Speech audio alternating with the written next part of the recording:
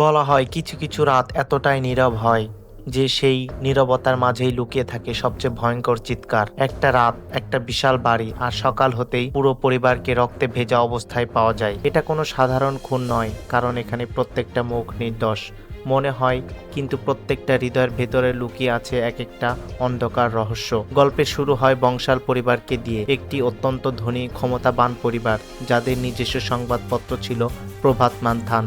এই পরিবারের শক্ত মনের নারী হলেন মীরা বংশাল। একদিন সকালে মীরা বাড়ির বারান্দায় বের হতেই তার চোখে পড়ে এক ভয়ঙ্কর দৃশ্য। বারান্দায় দেখে একটি শূকরের মাথা কাটা আর চারদিকে ছড়িয়ে থাকা অসংখ্য কাক। এই দৃশ্য দেখে পরিবার বুঝে যায় এটা কোনো কাকতালীয় ঘটনা নয়, এটা একটি সরাসরি হুমকি। ঘটনাস্থলে পুলিশ আসে এবং এখানে কেসে এন্ট্রি হয় ইন্সপেক্টর যতীন যাদবের। যতীন খুব ভালো করে জানতো বংশাল পরিবার সাধারণ কোনো পরিবার নয়। এই পরিবারের তদন্ত মানে ক্ষমতা, চাপ আর রাজনীতির মুখোমুখি হওয়া। তবুও সে বুঝতে পারছিল না শুধু এটি হুমকির জন্য তাকে এখানে ডাকা হয়েছে কেন। ঠিক তখনই হঠাৎ পরিস্থিতি আরো জটিল হয়ে ওঠে।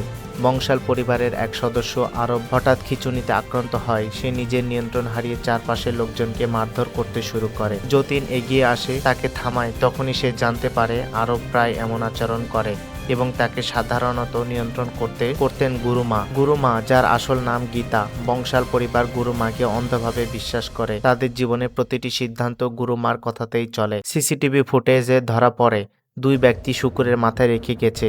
পুলিশ পৌঁছে যায় বস্তিতে। একজন পালানোর চেষ্টা করে, তাকে ধরতে গিয়ে যতীন দেখে একাধিক শিশুর মুখে নেবুলাইজার, শ্বাস নিতে কষ্ট হচ্ছে। এই দৃশ্য যতীনের মনে এক অজানা প্রশ্ন তৈরি করে। রাতে যতীন পৌঁছায় বংশাল পরিবারের ফার্ম হাউসে। গেট বন্ধ, ভিতরে নিস্তব্ধতা।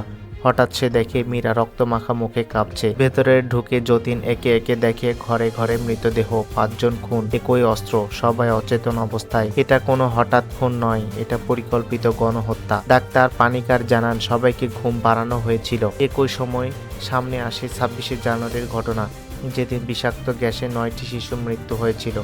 সেই শিশুদের একজন ছিল ওম প্রকাশের মেয়ে রানী। শেষ রাতে যতীন পৌঁছে যায় আইসিইউতে থাকা ওম প্রকাশের কাছে। সেখানেই সব রহস্য উন্মোচিত হয়। ওম প্রকাশই সবকিছুর মূল পরিকল্পনাকারী। নিজের মেয়ের মৃত্যুর প্রতিশোধ, ক্ষমতাবানদের বিরুদ্ধে নীরব যুদ্ধ।